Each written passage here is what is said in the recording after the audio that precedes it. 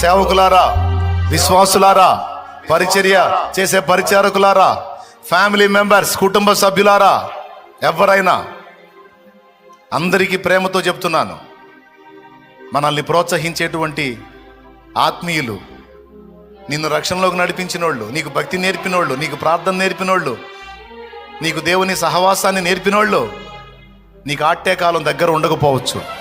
వాళ్ళు దూరమైనా నువ్వు మాత్రం దేవునికి దూరం కాకూడదు. దేవభక్తి విషయంలో నీకు నువ్వే సాధన చేసుకోవాలి. హల్లెలూయా.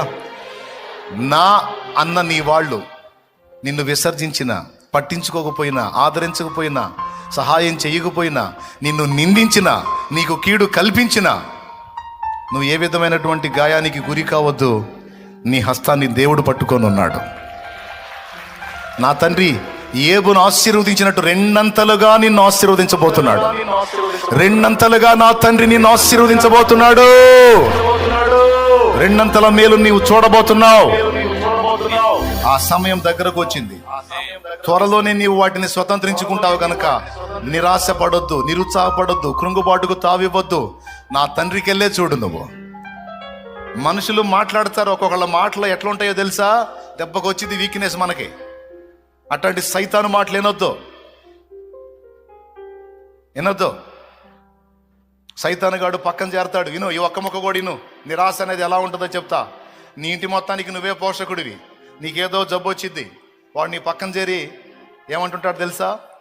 ఇంటి మొత్తానికి దిక్కు నువ్వే, నీకే రోగం వచ్చింది, ఇప్పుడు ఇది తగ్గేది ఎప్పుడు? నువ్వు మళ్ళీ లైన్లోకి వచ్చేది ఎప్పుడు? నీ పిల్లల చదువులేంది, నీ భార్య పరిస్థితి ఏంది, నీ కుటుంబ పోషణ ఏంది? నీ పని అయిపోయింది. ఉన్న జబ్బుతో కొంత బాధ అయితే ఇలాంటి ఆలోచనలతో మరికొంత చితికిపోయి చావుకి దగ్గర అవుతా ఉంటారు. అలా చెయ్యాలనే సైతాను కుట్ర. ఇలాంటి ఆలోచన తెస్తాడు. ఇది మామూలు వాళ్ళకి అర్థం కాదు, కానీ అలా కుటుంబ బాధ్యత భుజాల మీద ఉన్నటువంటి వ్యక్తులకి నా మాట అర్థమైద్ది. తన కుటుంబం మొత్తాన్ని తనే మోస్తున్న పరిస్థితుల్లో కుటుంబానికి చెప్పుకోలేక, తన హెల్త్ బాగలేక, డబ్బులు పెట్టుకోవడానికి లేక, అయ్యో నాకేమన్నా అయితే నా భార్య బిడ్డల పరిస్థితి ఏంటి, నా కుటుంబ పరిస్థితి ఏంటి, నా తల్లిదండ్రుల పరిస్థితి ఏంటి అని దిగులు పడి, వేదన పడి, కృషించేటువంటి తమ్ముళ్ళు చెల్లెళ్ళు లేకపోలేదు. నేను చెబుతున్నాను, నీ పక్కన చేరి సైతాను నువ్వు ముందే కొంచెం కృంగుంటే ఇంకొంచెం కృంగతీయటానికి మాట్లాడుతూ ఉంటాడు. వాడు నీ పక్కన చేరి వాడిని గద్దించు. సాతానా పో, నా దేవుడు నాకు తోడై ఉన్నాడు. రోగాన్ని అనుమతించిన దేవుడు తప్పకుండా స్వస్థపరుస్తాడు. నా కుటుంబాన్ని ఆయన చూసుకుంటాడు, నా కుటుంబాన్ని పోషిస్తాడు. నేను మరలా లెగుస్తాను, లైన్లోకి వస్తాను, నేనే నా ఫ్యామిలీని బతికించుకుంటాను. ఆ శక్తి నా దేవుడు నాకు ఇస్తాడు. హల్లెలూయా, హల్లెలూయా. అది సమాధానం. నాకు ఈ బలహీనత తగ్గిద్ది, నా దేవుడు స్వస్థపరుస్తాడు. నేను లెగుస్తాను, నార్మల్ కండిషన్కి వస్తాను, నా కుటుంబానికి నేనే పోషణ చేసుకుంటాను. నా దేవుడు నాకు ఆ శక్తిని ఇస్తాడు. నా దేవుడు లేకపోతే కదా నేను కృంగిపోవాలి. నా దేవుడు గుడ్డివాడైతే కదా నేను కృంగిపోవాలి. నా దేవుడు చూచుచున్న దేవుడు, సజీవుడైన దేవుడు. ఆయన మృతుడు కాడు, ఆయన లేనివాడు కాడు, ఆయన ఉన్నవాడు. నేను యవ్వనస్తుడై ఉన్నాను, చదువుకున్నాను, ఏ జాబు లేదు, నేను ఎంత ప్రయాసపడినా నాకేది రావట్లేదు, ఇప్పటికీ నా తల్లిదండ్రుల కష్టమే నేను తింటున్నానని ఏడుస్తున్న తమ్ముడా, నీ చేతులతో సంపాదించిన సంపాదనతో నీ తల్లిదండ్రుల కడుపు నింపేటట్టు నా దేవుడు చేస్తాడు. నువ్వు ఇది నమ్మాలి. నీ చేతుల కష్టార్జితం నీ తల్లిదండ్రులకు పెట్టుకోవాలని నీ ఆశ కదా, న్యాయమైన ఆశ. తప్పకుండా ఆ శక్తిని నా దేవుడు నీకు ఇస్తాడు. నువ్వు ఖచ్చితంగా పొందుతావు. నీ చేతులతో నీ తల్లిదండ్రులకి కాదు, తల్లిదండ్రులు అంటే తల్లిదండ్రులకి ఇంకా అనేక మందికి అన్నం పెట్టేటట్టు నా యేసయ్య చేస్తాడు. నా యేసయ్య చేస్తాడు. ఎంతో మంది తల్లులకు అన్నం పెట్టేటట్టు చేస్తాడు. నా తమ్ముడా, నా చెల్లెలా, నా యేసయ్య చేస్తాడు. నమ్మినోడు పొందుతాడు, అనుమానించినోడికి అంతే సంగతులు. ఎంతమంది నమ్ముతున్నారు? నా తండ్రి చేయడా? నీ ఆశ న్యాయమైందైతే నా తండ్రి తప్పకుండా తీరుస్తాడు. అనేక మంది తల్లులకు అన్నం పెట్టేటట్టు చేస్తాడు.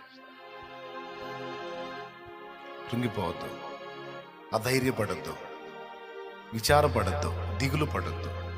బలహీనత ఒక పక్క కృంగతీస్తుంటే ఇలాంటి ఆలోచనలతో ఇంకా కృంగిపోతావు. రానియొద్దు. దేవుణ్ణి బట్టి ధైర్యం తెచ్చుకో. ఆ రిపోర్ట్స్ను మార్చి నార్మల్ రిపోర్ట్స్ తీసుకొచ్చి నిన్ను స్వస్థపరిచే నా దేవుడు నీకు తోడుగా ఉన్నాడు.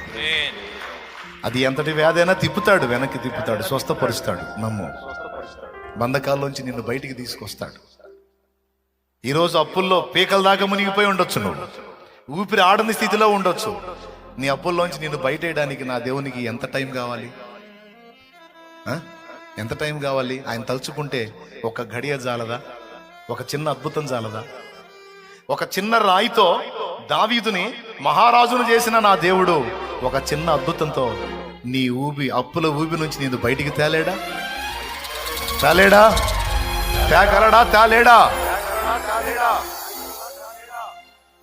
నువ్వు ఎటు చూడాలి?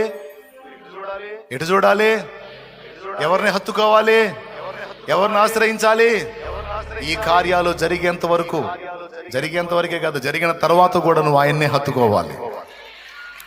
నువ్వు దేవుని బిడ్డవి, భక్తి సాధకుడివి గనుక నేను చెప్తున్నాను, నీ ఆత్మీయ జీవితం, భౌతిక జీవితం, రెండు జీవాల విషయంలో దేవభక్తి నీకు ఉపయోగపడుతుంది. సాధన చేసుకో. ఎవరో అందలేదని గిల్టీగా ఫీల్ అవ్వద్దు. దేవుడు నీకు ఎల్లప్పుడూ అందుబాటులో ఉన్నాడు. నా మీద కూడా అలగొద్దు, చాలేమన్నా నాకు అసలు సమయం ఇవ్వట్లేదని. నా మీద కూడా అలగొద్దు. అందరికీ సమయం ఇచ్చానంటే నాకు సమయం లేకుండా అయిపోయింది. అందుకని నేను దేవుణ్ణే హత్తుకున్నా, మీకు కూడా అదే నేర్పుతున్నా. ఒక తీర్మానంతో ఇక్కడి నుంచి వెళ్దాం మనం. అవును, నేను దేవుణ్ణే హత్తుకోవాలి, నేను దేవునితోనే అంటుకట్టబడాలి, నేను నా తండ్రితోనే అనుసంధానం అవ్వాలి. ఒక తీర్మానం. నాకు మాట ఇస్తారా? శాలేమన్నా మీరు మాకు దగ్గరలో ఉన్నా, దూరంలో ఉన్నా, మేమైతే దేవుణ్ణి విడిచిపెట్టాం, మేము దేవునితో అంటుకట్టబడి ఉంటాం అన్నా. మమ్మల్ని ప్రోత్సహించే ఆత్మీయులు మాకు అందుబాటులో ఉన్నా లేకపోయినా మేము ఆయన్ని మాత్రం వదిలిపెట్టే ప్రసక్తి లేదన్నా, ఆయన ధ్యానాన్ని, ధ్యాసను వదిలిపెట్టమన్నా అని నాకు మాటిస్తారా? ఎంతమంది మాటిస్తారో చేయొద్దండి.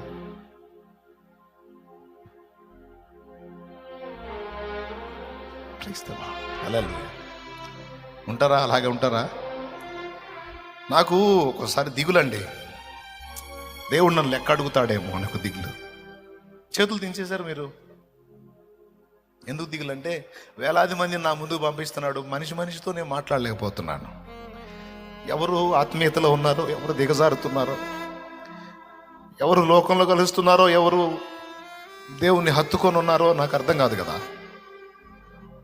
కొన్నిసార్లు నాకు దిగులది. బాప్తీసం పొందిన వాళ్ళందరూ లైన్లో ఉన్నారా? దేవుణ్ణి వదిలిపెట్టారా? రక్షణలో ఉన్నారో కోల్పోయారో, ఎలా ఉన్నారో అని దిగులు. కానీ మీరు చేతులు ఎత్తారు, సంతోషం నాకు. నేనే అంటే మీకు నేను దగ్గరలో లేకపోయినా మీరు దేవునికి దగ్గరలో ఉండి దేవునితో అనుసంధానమై ఉంటామన్నారు కదా. దేవుణ్ణి వదిలిపెట్టమన్నారు కదా. దేవుని ధ్యాసలోనే ఉంటామన్నారు కదా. దేవుని హత్తుకుంటామన్నారు కదా. నిజంగా ఆ మాట మీరు నెరవేర్చగలిగితే నాకన్నా సంతోషించేవాడు ఇంకొకడు ఉంటాడండి.